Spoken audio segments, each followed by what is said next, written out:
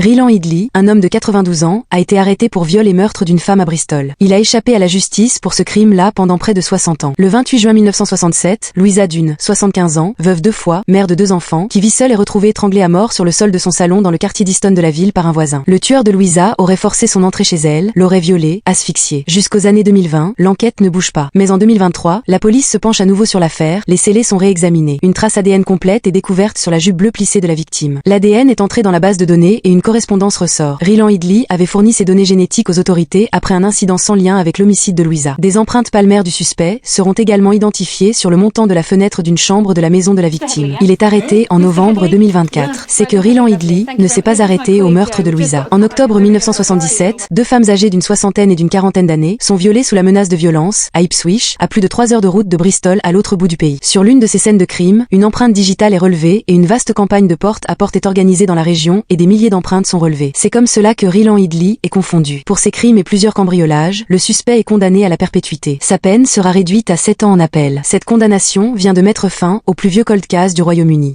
That all the people who knew and loved Louisa are not here